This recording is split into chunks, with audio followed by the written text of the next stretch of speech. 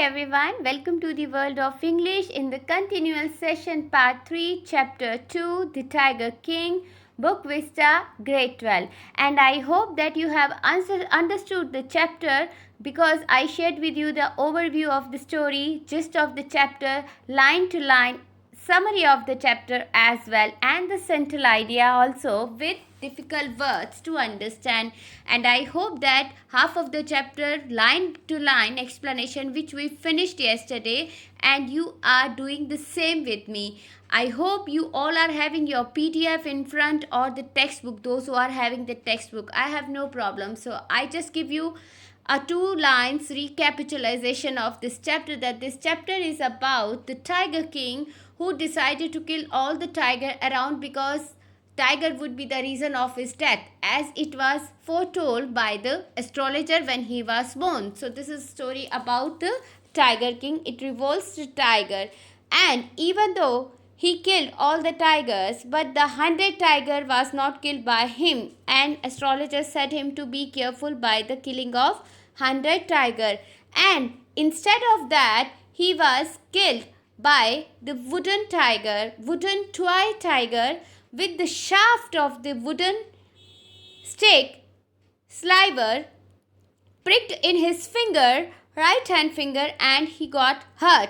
Even many surgeries were not able to save him, so he died, and as it was destined, it happened. So this lesson gave us a meaningful moral as well, that we should not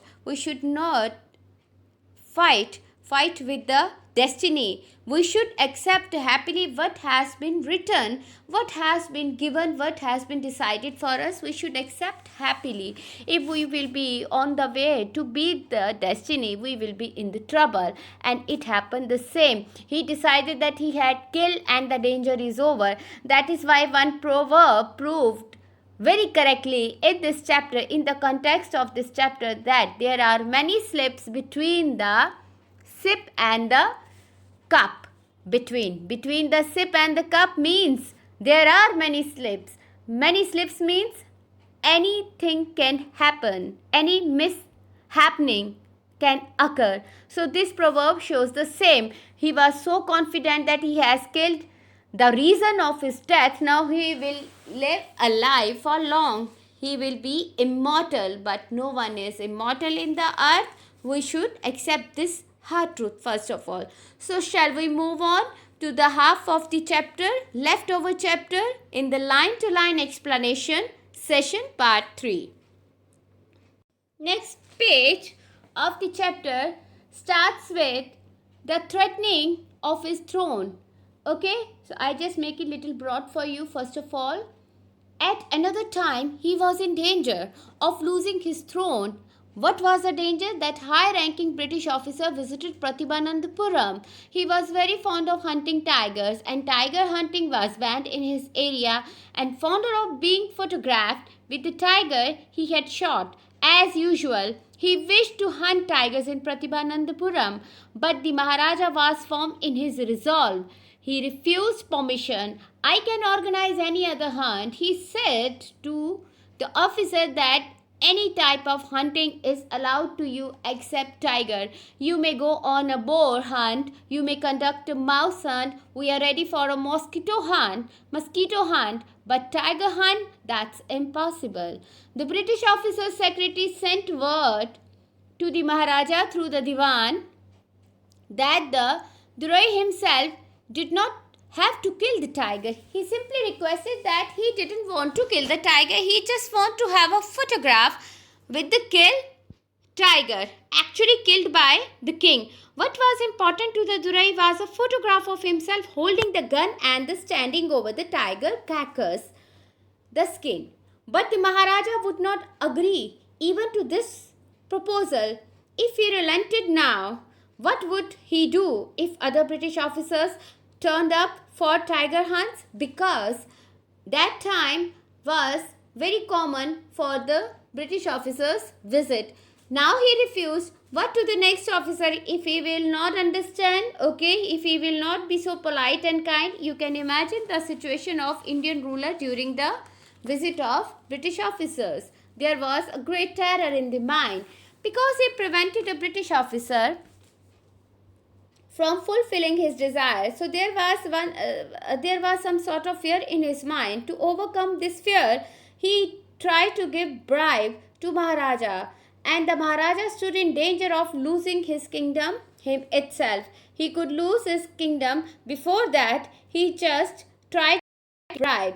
The Maharaja and the Diwan held deliberations over this issue. As a result, a telegram was dispatched forthwith to a famous British company of jewelers in Calcutta. Sent samples of expensive diamond rings of different design. 50 designs were ordered from Calcutta. Some 50 rings arrived.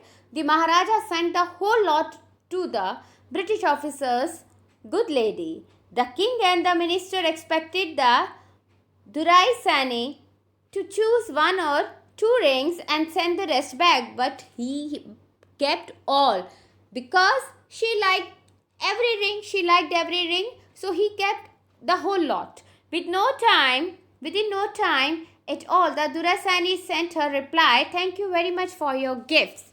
Just an answer of thank you instead of leftover rings. In 2 days, a bill for 3 lakhs of rupees came from the British jewelers. Can you imagine the value of 3 lakh rupees during that time? Too much. The Maharaja was happy that though he had lost his 3 lakh of rupees, he had managed to retain his kingdom. Means he saved his kingdom by paying 3 lakhs. The Maharaja's tiger hunts continued to be highly successful. Within 10 years, he was able to kill 70 tigers. Just at the age of 30, he killed 70 tigers. And then an unforeseen hurdle, unpredictable obstacle means brought his mission to a standstill because there were no tiger left around. The tiger population became extinct in the area. Page number 13. Let's make it little broad for your better understanding. Yes, in the forest of Pratibhanandapuram, tiger became an extinct breed.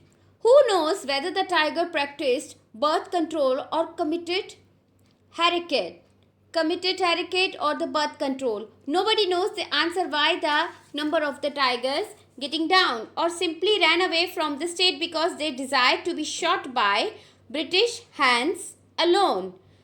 Because they were simply thinking, it was just the illusion in the mind, the thinking in the mind was coming in king and the divan that why the number of the tigers got down in the forest of Pratibhan. When they were talking about the reason that why the number of tigers got down, who knows whether the tigers practice birth control, means they are not breeding up, or committed harakiri. Harakiri, it's a kind of customized, a ritual based self-destruction, self-suicide, or simply ran away from the state because they desire to be shot by the British hands alone. They don't want to be shot by the king. So they were thinking like that. One day the Maharaja sent for the Diwan. Diwan Sahib, are not you aware of the fact that 30 tigers still remain to be shot by this gun of mine? He asked, brandishing his gun. Brandishing means showing the gun to Diwan, and he just reminded the Diwan that how you are forgetting that 30 tigers are still remain. They should to be. So, shuddering at the sight of the gun, the Diwan cried out, "Your Majesty, I am not a tiger." He got little fear, and in that fear, he simply said, "My Majesty, I am not a tiger." "Which idiot would call you a tiger?" "No, and I am not a gun." "Which idiot would call you a tiger?" "You are neither tiger nor gun." "Diwan Sahib, I summoned you here for a different purpose." Summon means official call. "I have decided to get married." The Diwan began to babble even more baffled, more confused. "Your Majesty, I have 2 wives already." if I marry you? Don't talk nonsense. Why should I marry you? What I want is a tiger. Your Majesty, please think it over. Your ancestors were married to the south. If you like, marry the gun. A tiger king is more than enough for this state. It doesn't need a tiger queen as well. The Maharaja gave a loud crack of laughter. So this was the conversation when he was showing his interest of marriage, and how they talked, it was really hilarious. Maharaja gave a loud crack of laughter. I am not thinking of marrying either a tiger or a gun, but a girl from the ranks of human beings. First, you may draw up statistics of tiger population, means make a list in which area, in which region of our country has the maximum population of tigers in the different native states. Next, you may investigate if there is a girl I can marry in the royal family of a state with a large tiger population. So he put a condition for his marriage that he would marry to that royal state which has maximum tiger population, because he wanted to king 30 tigers more. The Diwan followed his order. His orders were followed. He found the right girl from a state which possessed a large number of tigers. Maharaja Jang Jang Bahadur killed 5 or 6 tigers each time he visited his father-in-law. In this manner, 99 tiger skins adorned the walls of the reception hall in the Pratibhanandapuram palace. Skins, carcass, 99 tiger skins adorns means beautify the walls of the reception hall in the Pratibhanandapuram after the marriage, and in every visit he killed 5 to 6 tigers. Page number 14. Moving ahead, the Maharaja's anxiety reached a fever pitch at very high level. Anxiety, excitement, when there remained just one tiger, and for that tiger he was said to be careful. The tiger, to achieve his tally of 100, he had this one thought during the day and the same dream at night. Day and night he was thinking about that 100 tiger now. By this time the tiger farms had run dry. No tiger, even in his father-in-law's kingdom also. It became impossible to locate tigers anywhere because he killed maximum tiger around.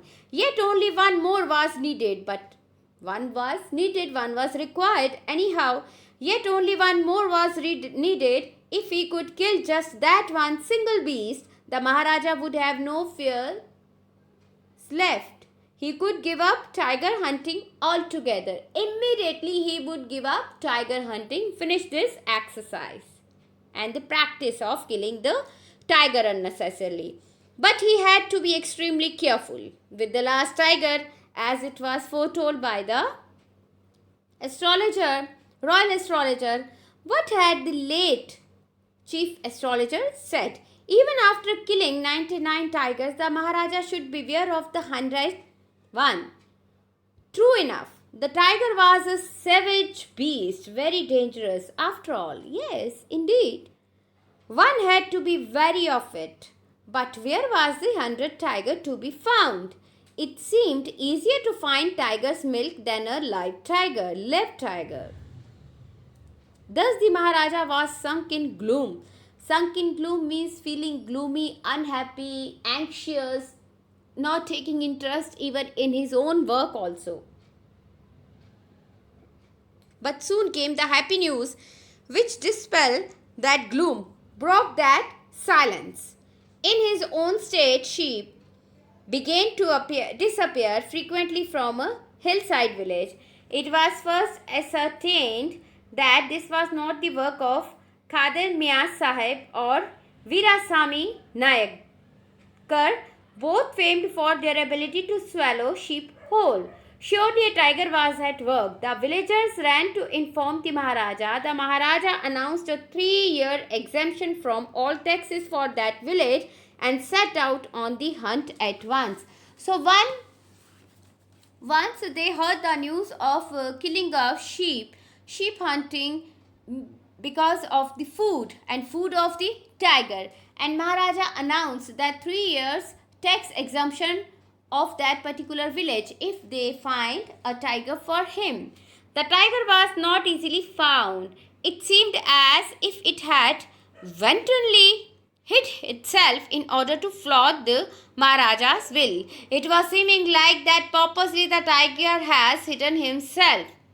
The Maharaja was equally determined. He refused to leave the forest until the tiger was found. He was in the forest only, and he refused that he would not leave the forest unless he killed the 100 tiger.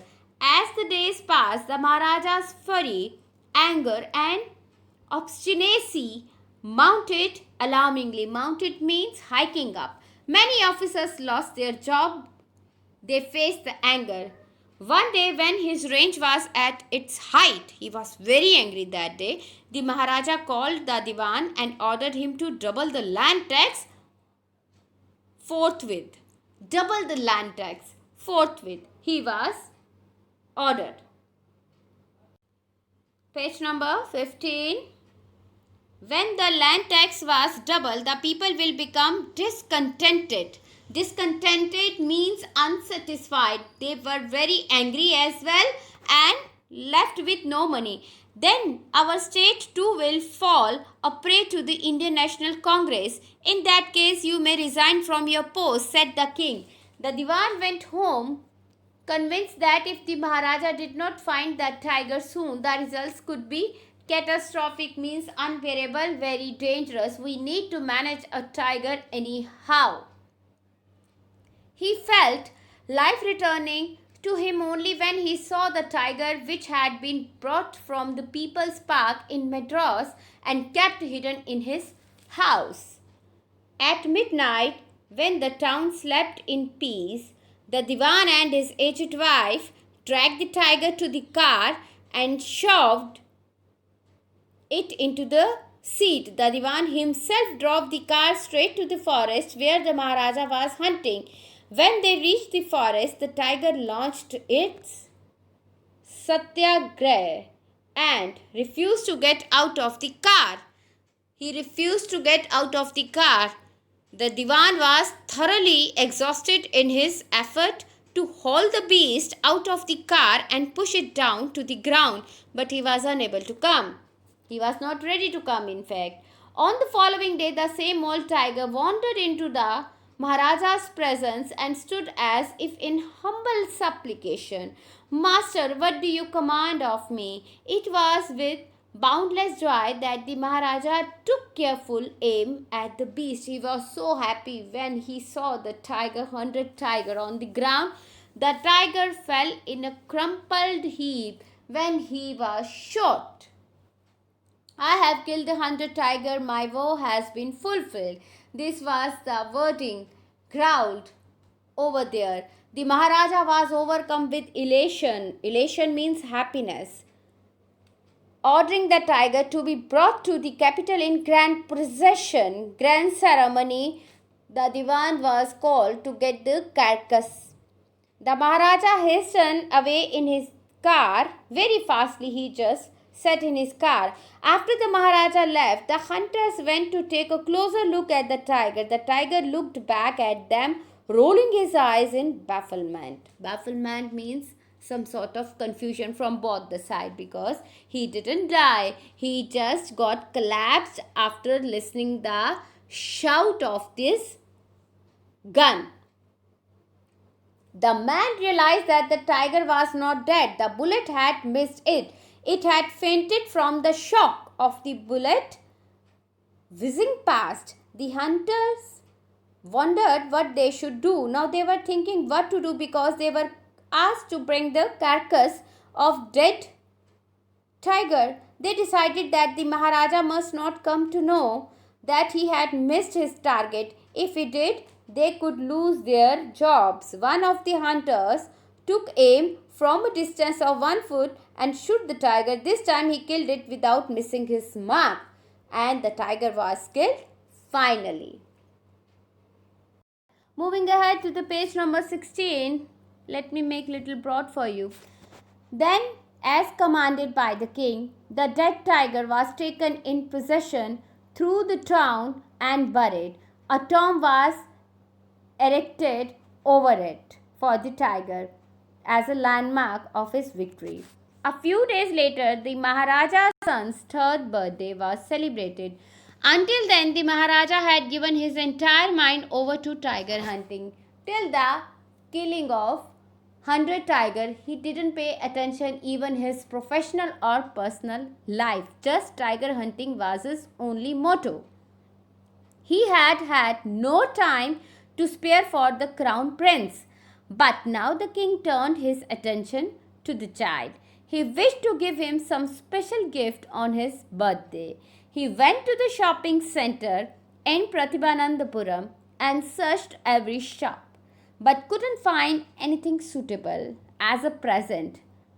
Finally, he spotted a wooden tiger, because every time he was just thinking about the tigers killing, tigers existence, okay, tigers counting. In the toy shop also he got the toy tiger and decided it was the perfect gift from the father to the son. The wooden tiger cost only 2 annas. So this is the unit, monetary unit used in the ancient time, and a quarter. But the shopkeeper knew that if he quoted such a low price to the Maharaja, he would be punished under the rules of the emergency. So he said, "Raise the prices." Your Majesty, this is an extremely rare example of craftsmanship. A bargain at 300 rupees. 300 rupees it was purchased. In fact, how tenfold more price, more than tenfold more. So very good. Let this be your offering to the crown prince on his birthday. He didn't pay even, said the king, and took it away with him. On that day, father and son played with that tiny little wooden tiger.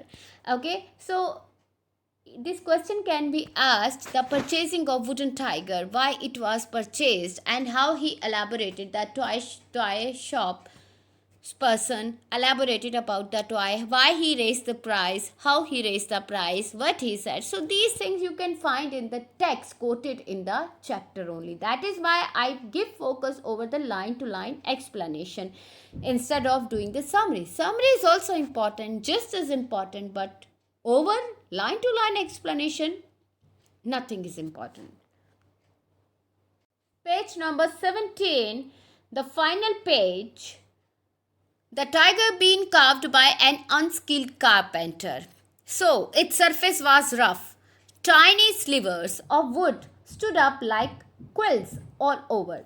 Small shaft of wood. One of those slivers pierced the Maharaja's right hand. He pulled it out with his left hand and continued to play with the prince. The next day, infection flared in Maharaja's right hand. In 4 days, it developed into separating sore which spread all over the arm. Now see the condition, how it all happened. Sorry for the disconnecting. Okay, so we were talking about the next day infection flared in the Maharaja's right hand. In 4 days, the situation got worse. It developed into a suppurating sore means a sore that has become inflamed. Inflamed means swollen, and formed pus also, the mucus inside, the poison inside. Okay, suppurating sore which spread all over the arm. 3 famous surgeons were brought in from Madras. After holding a consultation, they decided to operate. The operation took place. The 3 surgeons who performed it came out of the theatre and announced the operation was successful. The Maharaja is dead. In this manner, the 100 tiger took its final revenge upon the Tiger King. That's why this line is very important, and this clause can be asked to explain the 3 surgeons who performed it came out of the theatre and announced the operation was successful. The Maharaja is dead. Generally, doctor says when the patient is saved, the operation got successful. But here the things were different. The Maharaja is dead. In this manner, the 100 tiger took its final revenge upon the Tiger King. Okay, so this is the end of the story. These are the question answers which you can find out the answer yourself only. Very simple to understand. If I talk about the first question, the story is a satire on the conceit of those in power. How does the author employ the literary device of dramatic irony in the story? So, see, the question is very twisted, formally twisted, but it is not as much difficult you are feeling now. In this, you need to explain about the political satire, that it is a system, inbuilt system, that ruler kings always think about their own benefits, never think about the welfare of the society. So here we are talking about the same. That's why it's a political satire on the conceit of those, its power. So, moving to the other question answers, I give you the task that you need to read these questions and find out the answers. Answers are very simple. If you understood the story, you can find out the answers. Okay, guys, signing you off today after finishing the line to line explanation of the chapter The Tiger King. Before I close, I just compile the story with this sentence only, the thesis statement of the story, that is, the story is a satire on the rich and powerful kings of the olden times in order to prove the prophecies of the fortune teller wrong. The king of Pratibhanandapuram mindlessly, heartlessly kills 99 tiger, but the 100th one, the cause of the king's death, escapes his bullet. So we should be very firm with our works, our deeds, instead of greed. We should think about the deeds instead of greed. Greed is not good thing. You need to pay attention on the deeds, as your duty is to do your academics very strong so that you can prove your character professionally as well as personally to the family people. That's why you should focus over the deed. This is your foremost, utmost duty to do your work mindfully. Till the time, next lesson, stay safe, stay protected. See you tomorrow. Thank you so much. Goodbye.